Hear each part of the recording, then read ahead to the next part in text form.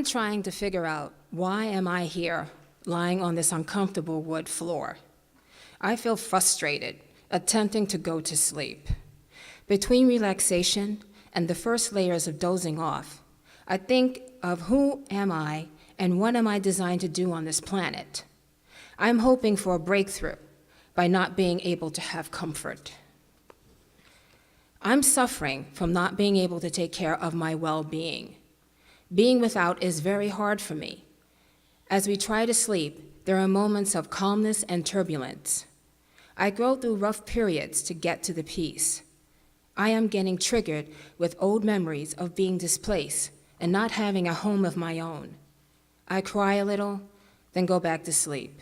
My allergies kick in, then my lungs and my nose calm down. My 2 legs start to cramp. I do a little stretching to calm myself. My senses are bringing my wellness issues to the surface. Memories of anger, hurt, shame, and being held back. I don't want these feelings that shape my experience as an African American woman. I need to keep my mind calm. I remind myself, I'm not where I used to be. I'm guided to be patient. I was guided to come here, but I wish I could take care of myself, to make sure I am comfortable. I feel my lack of well-being makes everyone else worried. I'm grateful for what I'm able to receive from others, like the car ride here and back and a blanket. I'm only going through a small amount of anguish. I know it can never match up to what my ancestors went through. I'm hoping this makes me stronger. In this space, I'm hoping I could do justice for my ancestors. I am feeling the ancestors' presence all around me. I remembered my great-grandmother who passed on her legacy by naming her unborn generation. I feel a hand on my shoulder. I turn, knowing I'm not going to see anyone next to me. And once again, I feel a hand pressing into my shoulder. One of them is letting me know they are here among us. They made a vow to guide us and protect us. Our ancestors know what we are doing is important. Our ancestors have a mission as well. They made a promise that we who are living will never forget them. They don't want to be forgotten. They promise to be in partnership with us as long as we don't forget them. They may not understand our language, but they understand our hearts. As I struggle to find comfort, I think about what the enslaved dwellers went through. They didn't have the luxury to feel discomfort or complain like I do. I try to justify my complaining. It took years for me to peel through the layers of that sentence I protected. That sentence I masterfully fabricated into my existence. That sentence I hate to say in front of people. That sentence that defined who I thought I was. That sentence I kept a secret all these years. That sentence that whenever it has a chance to have a voice will keep the drama alive. The sentence is, my world will never work. There it is, out in the open. Now all of you know my mental run-on sentence. My world will never work. My ancestors, the enslaved, didn't have the privilege to complain like I do. I am facing how fortunate I am to be able to bring to light my wellness issues. I have learned more of my inner self. Shortly after I sleep, a strong voice comes through to make an announcement.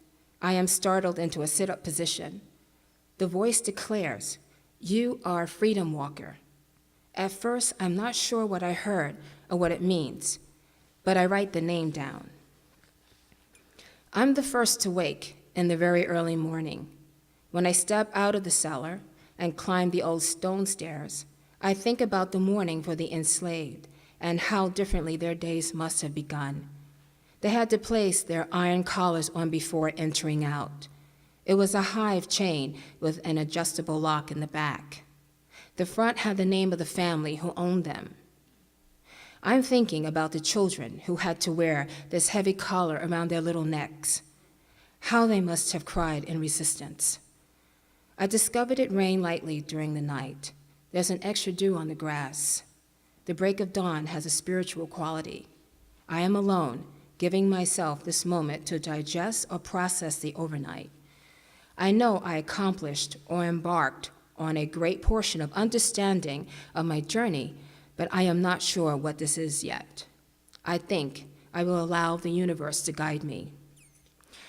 I go back in and lie down, waiting for the others to wake up. When they do, they all head out for breakfast. I'm the last one to leave. I climb the stairs to exit the cellar again and can't believe what I see before me. There is a race passing by in front of me. It feels so surreal to see that above the cellar, life is continuing on. I see runners, all ages and shapes, mainly Caucasians. I see so clearly the current black and white American psyche and how we carry on the ties to slavery. Caucasians need us to be a certain way so that they can thrive on top. There are those who are economically on the level of African Americans, but there is still that separation. When the economy improves, will it be open and equal for all? Or will it be that subtle language that we will get ours first, and you must fight harder to achieve only 2% of what we will leave over for you? They have shown charity through the centuries, but is this over the guilt of what they have done? Are they trying to make up for what they once were? I wish Caucasians would stop. I'm tired of being on the end of charity. I want equality. I don't want you to feel sorry for me or be your burden anymore. I want to be free without judgment or fitting into some mold I can never fit in or some ideal I will never fulfill. I look at these runners, all quickly passing me by. They are running for optimum health, for their wellness and well-being. The freedom of this race of people who never had to be forced to be third class or less or ignored. Their body postures are upright. The expression on their faces might be tired, but nowhere near the tiredness my people have felt for centuries. These runners will never experience running for their lives. My people were running for their lives. They were running with the broken chains from their ankles, or if their foot was cut off, they were running with a stomp. They were running while they were starving and malnourished. They were running at night to hide. They were running hoping not to get caught. They were running while giving birth. They were running from humiliation, torture, and rape, both the men and the women. They were running from being sold. They were running to make the 3-month journey to Canada. They were running and got lost. They were not running for a marathon. They were running because they wanted to die a free person. All of a sudden, while watching these runners in disbelief, the name is announced to me again. You are a FreedomWalker. You are a FreedomWalker.